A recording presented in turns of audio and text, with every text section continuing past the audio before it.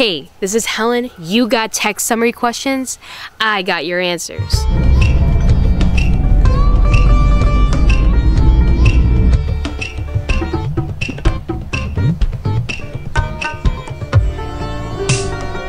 Today, we're doing memory. Memory is extremely dynamic and so freaking intriguing. We use it every second of our lives, even if we're not conscious that we're using it. We may think that sentences such as, Jane sat down at the table, is very straightforward, simplistic, and easily understandable. But this sentence requires memory structures set up prior within our minds to easily render the tones rolling off the tip of my tongue into your ears, into your brain, intelligible. Memory structures that have already associated the word such as Jane as a typically human name and the word table as something that you usually place objects on. Maybe you can infer that Jane may be sitting down at the table to eat, to read, to study, or write. In saying that, our perception of the world, our perception of ourselves in the world, really depends on our knowledge or our memory that we've built prior to the situation that we stumble upon, that we encounter, the sentence that we encounter. That's why in my self-help development videos, if you really want radical change right now, within your life right now, within your internal being, and manifest it through your external voice, all you need to do is be open to absorbing new knowledge. Be open to building up these prerequisite memory structures so that when you arrive to an audition or you get in front of a classroom, you'll be prepared and not so anxious. You'll know what to say. You'll have confidence because you practice lines or speech prior to the situation. You built up memory structures to easily recover the information that you need to be saying. Hence, we seem like a competent person.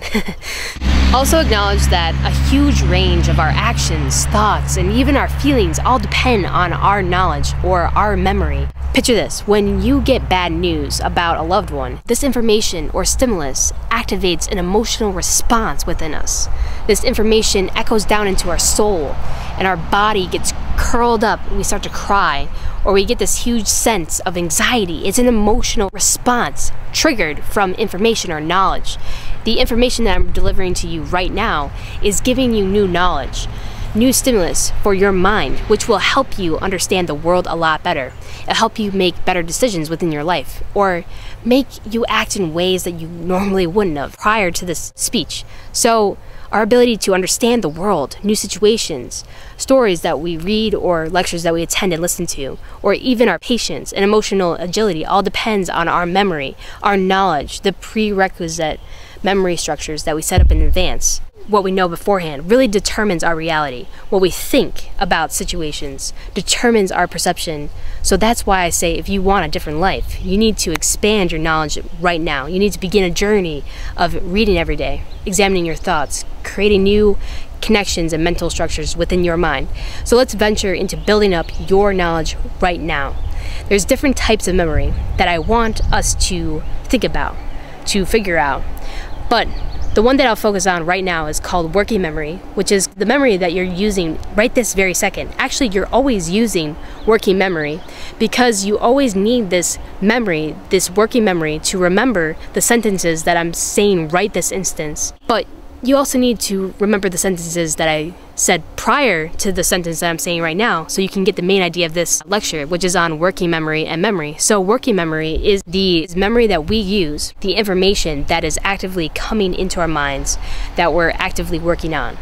So also the information in working memory is able to be recalled at this very instant. This is why the easiest, most effective ways of taking tests is reading the study material right before a test to warm up your brain, but also to enter the information that you need to recite in essay format or fill in the blank is literally in your working memory right now. And so you're able to recall them right back up very quickly. So our working memory is very limited. So we can test our working memory via a span test, which we'll do right now. Simply what we're going to do right now is I'm going to say a span of 4, maybe 6, maybe 7 letters. I want you to read them, remember them, and I'll ask you to repeat them, and then we'll see how many letters that you can remember. Okay, the first strand is A, D, G, W. I want you to read this line. The letters are going to go away, and I want you to recite the letters when I say so. Okay, recite them. Okay, the next line is G, D, W, U, F. Recite them. Next one is A, C, D, W, G, D, Q. Recite them. Most people can remember 6 or 7 letters or numbers, like a phone number.